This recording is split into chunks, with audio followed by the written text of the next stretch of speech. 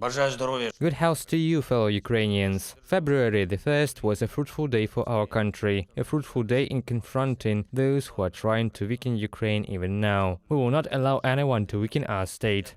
I thank all law enforcement officials who have demonstrated the power of law and the power of state today. I am grateful to the government of Ukraine for its prompt personal response. In particular, the heads of customs service were dismissed. I have been informed that disciplinary proceedings have been initiated against some of those dismissed. Unfortunately, in some spheres, the only way to guarantee legitimacy is to change leaders along with institutional changes implementation. Change as much as necessary to ensure that people do not abuse power. The Security Service of Ukraine, the State Bureau of Investigations, the Bureau of Economic Security and the Prosecutor's Office have conducted dozens of searches and other actions in different regions and against different individuals in the framework of open criminal proceedings. I do not want to make political assessments that can be used by these individuals in the interests of their defense, but I see from the reaction in society that people approve the actions of law enforcers. Hence, the movement towards justice is tangible, and justice will be ensured.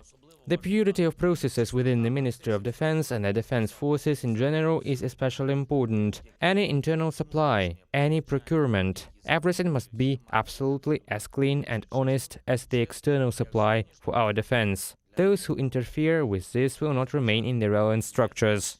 And I would like to thank the officers of the National Police of Ukraine who quickly responded to the disgraceful facts that became known. Facts of abuse against girls. Criminal proceedings have been initiated.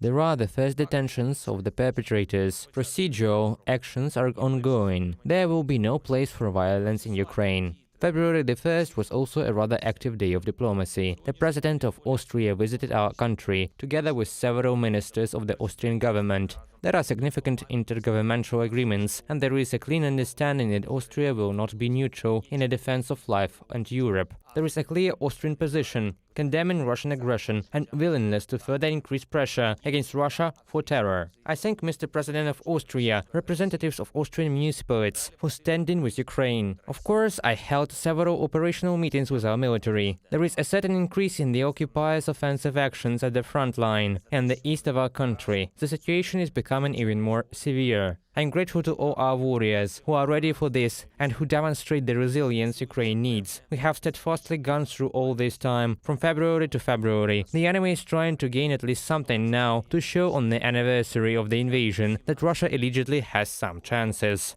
In such circumstances, we all need to be especially united, especially focused on the national interest, and as a result, especially resilient. I am confident that we will stay like that. In the evening, I signed traditional decrees awarding our warriors. 244 servicemen of the armed forces of Ukraine received state decorations. I am grateful to everyone who fights for Ukraine. I am grateful to everyone who helps us get the weapons we need. I am grateful to everyone in the world who supports us.